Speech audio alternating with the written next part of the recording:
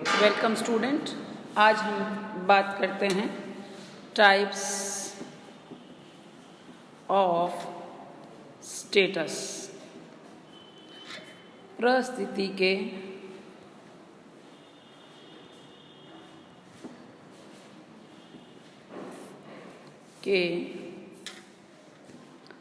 प्रकार।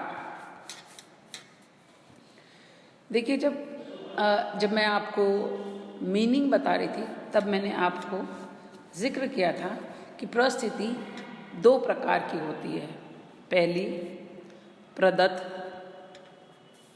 और दूसरी अर्जित। अर्जित का मतलब होता है अचीव्ड। अर्जित।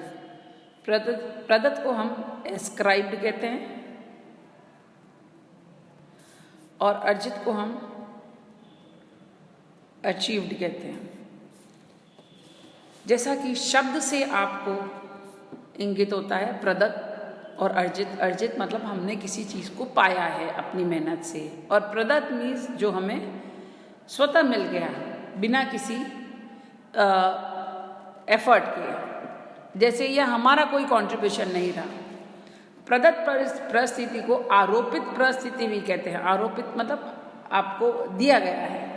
प्रदत्त परिस्थिति व्यक्ति के वे परिस्थितियां हैं जो व्यक्ति को बिना किसी प्रयत्न के, कोई बिना एफर्ट के जो है प्रयत्न किए समाज व समूह से प्राप्त होती है। ये परिस्थितियां व्यक्ति को जन्म से ही सामाजिक व्यवस्था एवं परंपरागत नियमों के अनुसार प्राप्त होती है। व्यक्ति की योग्यता या कार्य इसका निर्धारण भी, जैसे एग्जाम्पल अगर मैं दूं तो जैसे राजतंत्र होता है, किसी राजा का लड़का प्राय राजा बनता है। इसे इस परिस्थिति के लिए कोई विशेष योग्यता प्राप्त नहीं करनी पड़ती। तो प्रदत्त वे होती है जो बिना किसी एफर्ट के आपको उस सामाजिक व्यवस्था में जो है वह परिस्थिति अब आपको स्वतः मिल जाती है। और इनके जो आधार होते हैं, प्रदत्त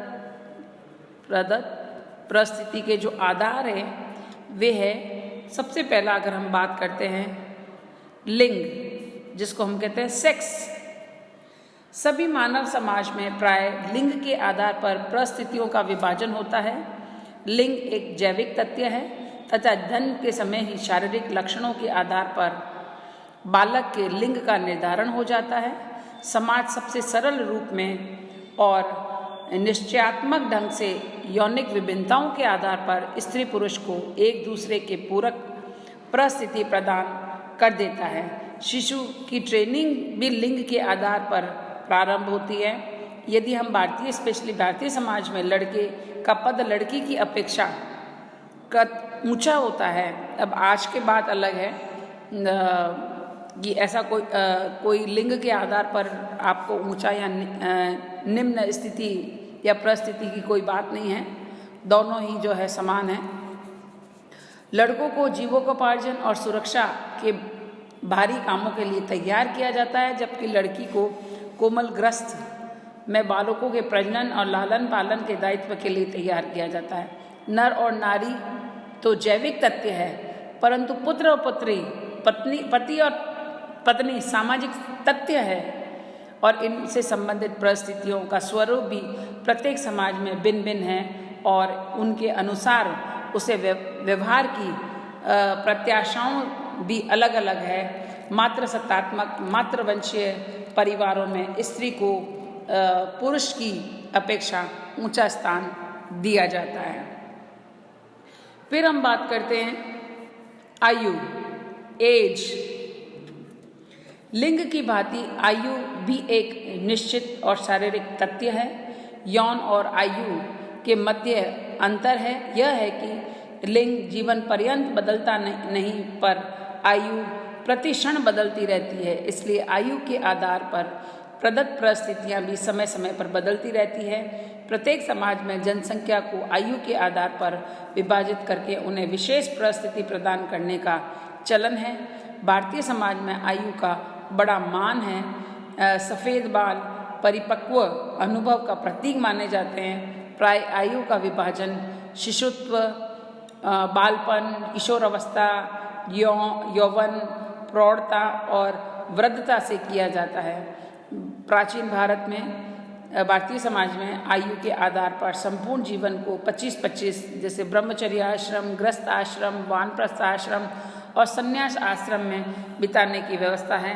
प्रत्येक आश्रम के अनुसार व्यक्ति की पृथक परिस्थितियाँ और उसके दायित्व भी होते हैं। समाज में अनेक निश्चय आयु के आधार पर ही किए जाते हैं, जैसे विवाह योग्य आयु, शिक्षा प्राप्ति की आयु, विभिन्न नौकरियों के लिए आयु तथा सेवानिवृत्ति की आयु आदि। इनसे समाज में आयु का महत्व प्रकट होता है। किसी समाज में किसी आयु समूह के परिस्थिति ऊंची होगी, यह वहाँ की संस्कृति द्वारा निर्धारित होता है। एग्जाम्पल अगर हम दें तो जो समाज बहुत संघर्षमय, कठोर और युद्धरत जीवन बिताते हैं, वहाँ युवा वर्ग की परिस्थिति सबसे अधिक प्रतिष्ठित मानी जाती है। इसके विपरीत जहाँ स्थायी शांतिमय और उद्यमी समाज है, वहाँ आयु का बड़ा मान होता है।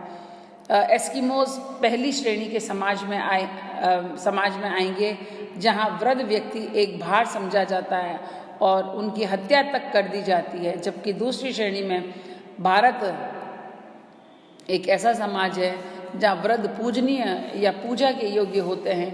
बालक को परिपक्व या नासमझ मानकर उनके अनेक भूलों को जो है क्षमा कर दिया जाता है। उसके बाद हम बात करते हैं स्वजनता या नातेदारी। नातेदारी भी, या जिसको हम किनशिप कहते हैं, नातेदारी का आधार भी परिवार है और परिवार एक सार्वभौमिक और समाज की मूलभूत संस्थाएं हैं। बच्चों का लालन पालन का भार सबसे पहले माता पिता पर होता है। वे कुछ परिस्थितियां बालक में अपने अनुरूप आरोपित करते हैं, जैसे गोत्र, जाति, धर्म, नागरिकता और कुछ सीमा तक वर्ग की परिस्थिति भी। वे सब परिस्थितियां व्यक्ति को अपने माता पिता के अनुरूप ही मिलता है और उनके अनुसार ही मानव शिशुओं का सामाजिकरण किया जाता है। व्यक्ति माता पिता के अनुरूप ही समाज द्वारा प्रदत्त परिस्थितियां नहीं पाता, वरन विस्तृत नातेदारी व्यवस्था द्वारा अनेक परिस्थितियां भी प्राप्त करता है, जैसे वह भाई, भतीजा, चचेरा भाई, भांजा, गोत्र, द्वैता। आपको, अब आप उसके भाई हो या नहीं हो, ये आप because you are born in that particular family, तो आपका जो किससे संबंध है वो आपकी देन नहीं है, क्योंकि आप उस परिवार में आए हैं, इसलिए वो आपको प्रदत्त है, अपने आप स्वतः ही मिल गई है। फिर कुछ और है, जैसे हम कह सकते हैं, अगर स्पेशली हम भारतीय समाज की बात करते हैं तो जाति, कास्ट। भारतीय समाज में जाति स्तरीकरण का प्रमुख आधार है और जो परिस्थिति निर्धारण का महत्वपूर्ण कारक है। बच्चे को जन्म से ही अपने पिता की जाति की सदस्यता प्राप्त होती है। जाति व्यवस्था क्रमबद्ध व्यवस्था है, जहाँ ब्राह्मण जातियाँ सर्वश्रेष्ठ है, तो बिल्कुल नीचे अस्पृश्य जातियाँ रही है। जाति विवाह, व्यवसाय, खान पान, वस्त्र विन्यास आदि सभी कुछ को प्रभावित करती हैं, जहाँ भारतीय राजनीति भी जाति के प्रभाव से अछूती नहीं। फिर हम बात करते हैं रेस,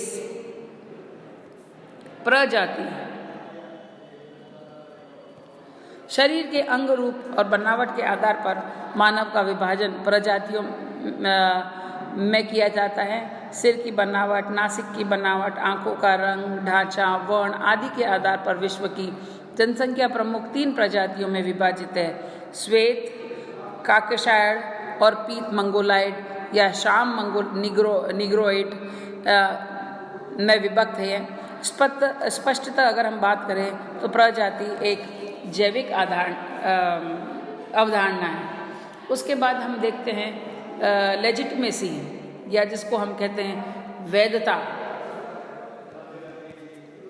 वैवाहिक संबंधों से बाहर शिशु का जन्म समाज का ये दृष्टि से देखा जाता है।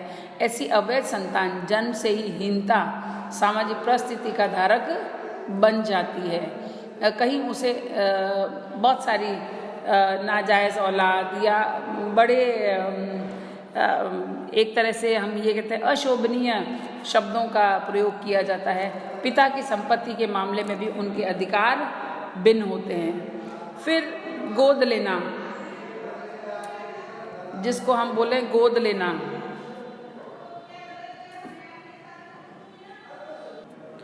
गोद लेना एक सामाजिक क्रिया द्वारा वयस्क व्यक्ति किसी अन्य बालक को विधिवत अपना पुत्र या पुत्री स्वीकार कर ग्रहण कर लेता है, इस प्राय बालक को स्वतः ही संतान की इस परिस्थिति प्राप्त हो जाती है। और हिंदुओं में यह प्रथा अधिक प्रचलित और